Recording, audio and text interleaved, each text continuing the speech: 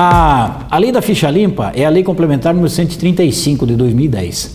Ela modificou a lei das inelegibilidades, que é a lei complementar número 64 de 1990. Já vem sendo aplicada a todas as eleições. Houve uma discussão se podia ser aplicada nas eleições de 2010. Num primeiro momento o Supremo tinha entendido que sim, depois acabou mudando de ideia e reconheceu que em 2010 não poderia ser aplicado. Mas a partir das eleições de 2012 passou a ser aplicado também. Tem várias causas de inelegibilidade ali, mas tem duas que são que podem vir a ocorrer com mais frequência. Eu espero que não, mas podem vir a ocorrer com mais frequência. Candidato que é condenado por determinados crimes, ele fica inelegível.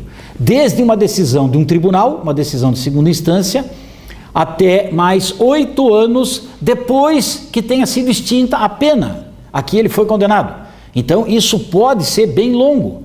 Imagina um candidato que foi condenado a uma pena de 5 anos por um crime desses.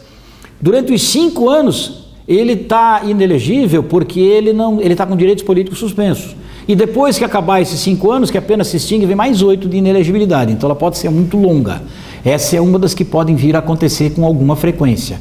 E a outra é a inelegibilidade daquele que foi condenado pela Justiça por ter praticado um ato de improbidade administrativa, desde que, primeiro, o juiz ou o tribunal tenha aplicado a pena de suspensão de direitos políticos, que é uma pena que pode ser aplicada em caso de improbidade administrativa.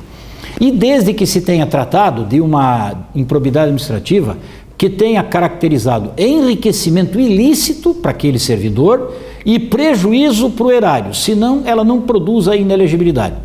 Se o juiz aplica a suspensão dos direitos políticos, durante esse tempo ele fica inelegível porque está com direitos políticos suspensos.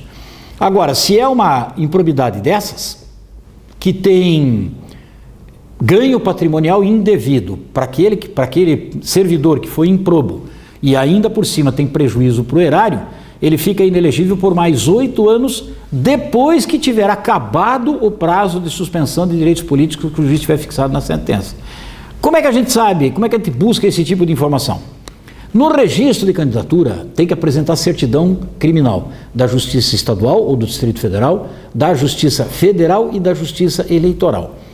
Tudo que tenha existido ou ainda exista de processo criminal daquele candidato deve aparecer ali.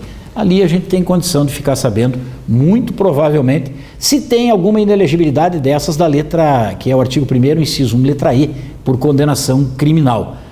Nem tudo vai aparecer ali. E por que nem tudo vai aparecer ali? Porque se por um acaso ele tiver sido condenado pela justiça de um outro estado, isso não vai aparecer ali. Então, eventualmente, a gente ainda pode ter alguma dificuldade para saber se algum candidato está ou não está numa situação de inelegibilidade como essa.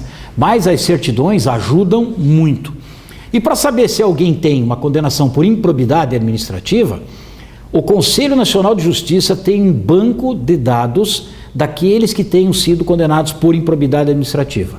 Sai a condenação, sentença se tornou irrecorrível, a Justiça Estadual, a Justiça Federal encaminha essa informação para esse banco de dados do CNJ, a consulta é pública, ali a gente consegue saber se eventualmente essa pessoa tem ou não alguma condenação por improbidade administrativa.